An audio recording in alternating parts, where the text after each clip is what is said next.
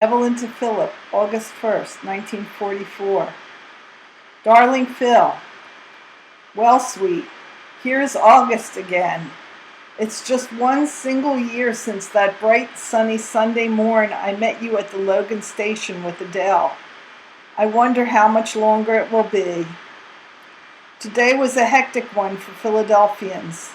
The PTC went on a citywide strike, protesting the employing of Negro workers that paralyzed the whole city. The subway in L ran till about 12.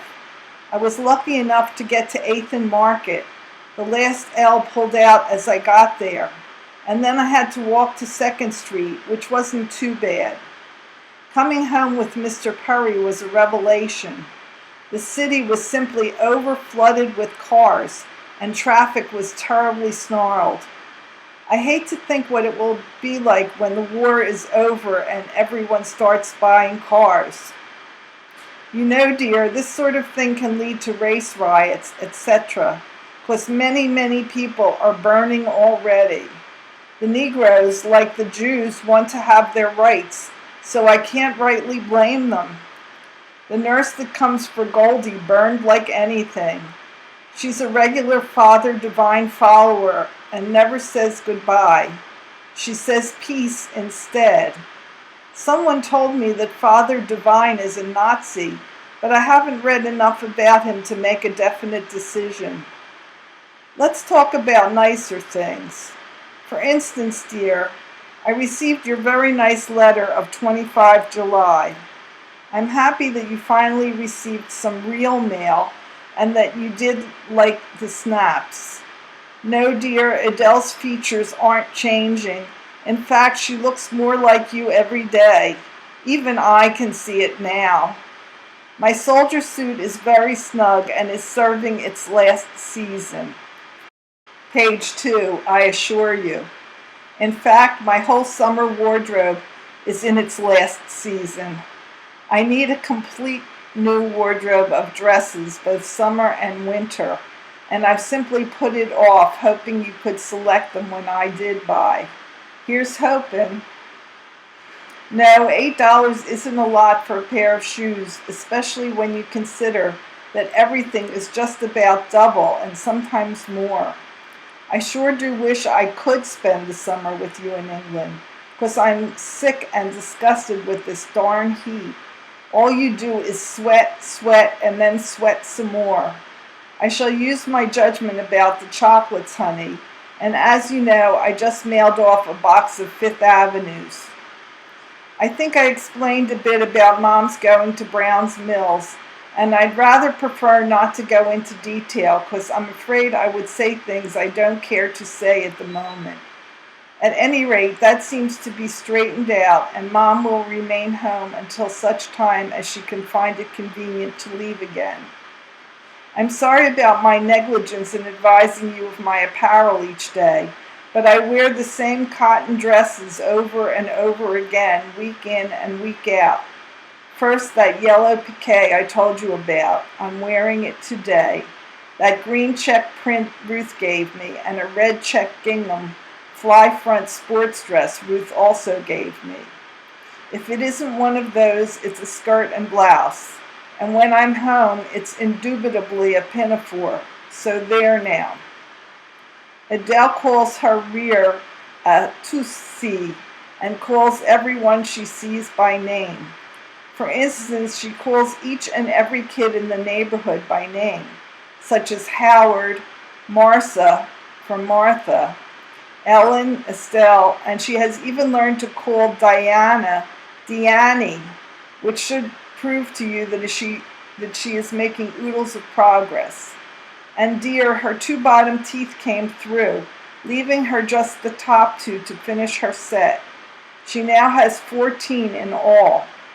I certainly hope I won't have to go through a similar night like Sunday with the next. Page 3, 2 teeth. Adele even somersaults herself. She gets even sweeter with her new actions and speech, and I long to have you see her more and more. She even shows us what she's going to do to you. She's going to give you the hardest, biggest squeeze you ever got and a great big kiss to boot. Now ain't that something? I typed the enclosed letter at work yesterday and never did get around to mailing it, feeling too tired to do anything but go straight to bed last night. Adele tore the top, so here's what's left. Due to the strike, business was at a standstill, so we took advantage of the break and changed the office completely. My desk is now where the bookkeeper's was, and he's where I was. The new arrangement is much better for all of us. Everything in the office was changed so that it would be used to the best advantage. You should have seen Market Street. It was deader than a doornail. Well, sweet, it is after 10 and I am anxious to get to bed. If only it weren't so darn hot. Sleep is almost an impossibility these days. You're usually too busy perspiring to get any sleep. I feel better about Eddie since the good news of the breakthrough at Normandy occurred. Sure do hope you're right about making it home for Adele's second birthday. However, I'm sticking to my original statement that I won't see you in 44. It may be one day, even the first day, but it will be 45. Our checks didn't come today and will no doubt show up tomorrow. And now that I've managed to fill up page 4, the second page too, I'll take my leave. Not before saying once again that you're so sweet, my dearest, and I love you so very much. Phil, we'll be starting our lives anew when we are once united, and it's going to be fun learning to undress before one another and learning to make love anew. Gosh, it even sounds funny talking about it. I'm so used to girls, if you know what I mean, and I'll bet you do. Like Adele says, ooh boy. Mind very much if I give you a nice long kiss, huh? Your Ev. Philip to Evelyn, 1 August 1944. Dearest darling, all day yesterday and far into the evening I was very busy. In fact, when I had got some semblance of order out of the maze of war bond orders, allotments, soldiers' deposits, etc., I was so weary that I hardly entertained the thought of writing. You see, sweet, we are in the throes of a war bond selling campaign, and yesterday was payday, and one must strike while the opportunity affords. See what I mean? Anyway, the task of collecting money, making change, noting beneficiaries or co-owners' names, addresses, and so forth is no easy one. Today I was even busier, because in addition to picking up a few more sales and collecting money for soldiers' deposits, I also had to start gathering the data, page 2, for the company history, which is due at HQ tomorrow, but which they can't possibly get till the next day. So I've hardly had a chance to draw a long breath yesterday and today. I've already postponed my pass for 2 weeks, and I had planned to take it tomorrow. But now there is so much paperwork to be got out that I'll be well satisfied if I can clear it up this week.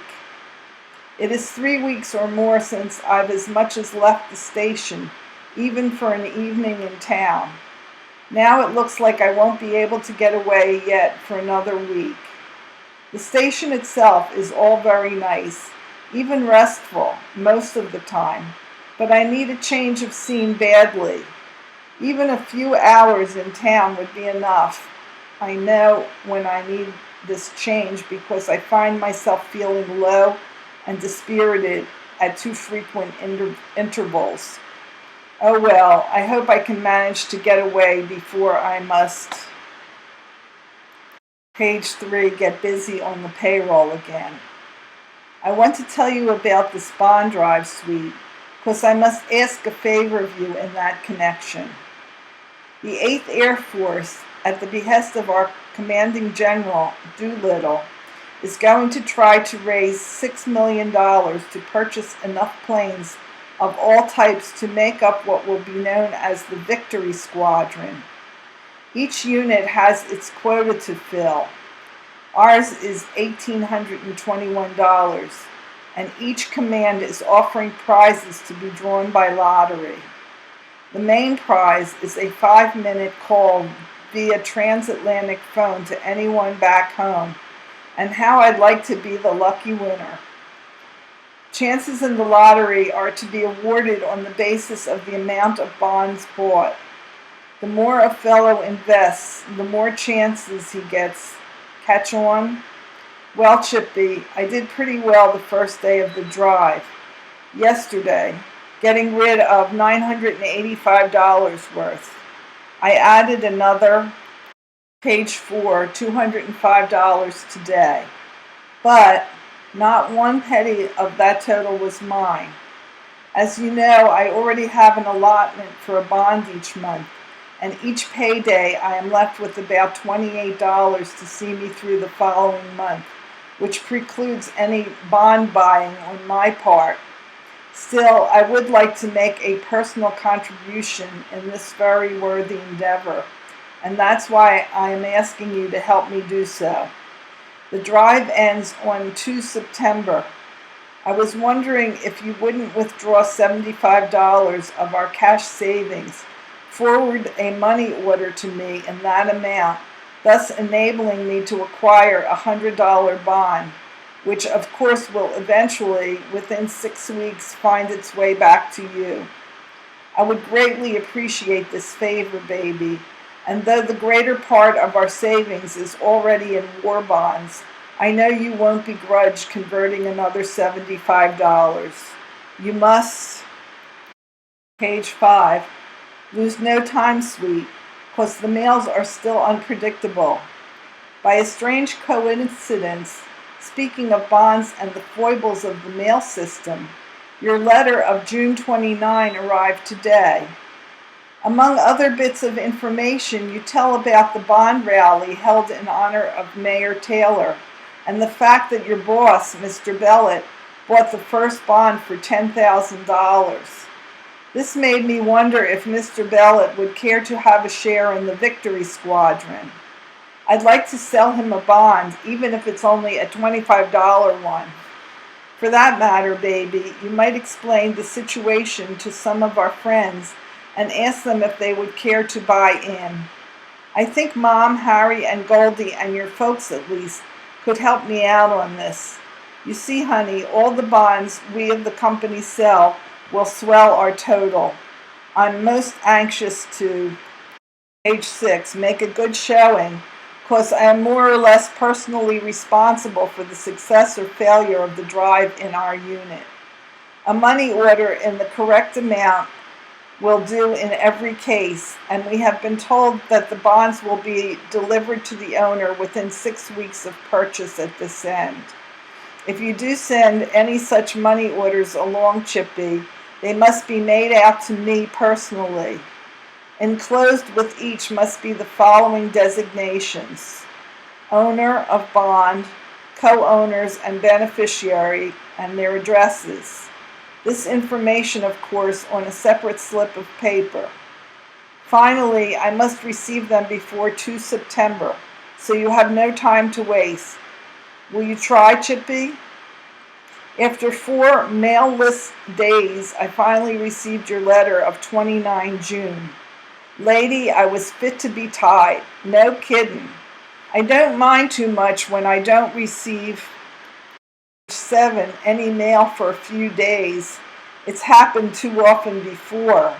But when the APO rubs it in by sending along a letter that was mailed 32 days ago, that is too much. I couldn't be angrier if they laughed in my face.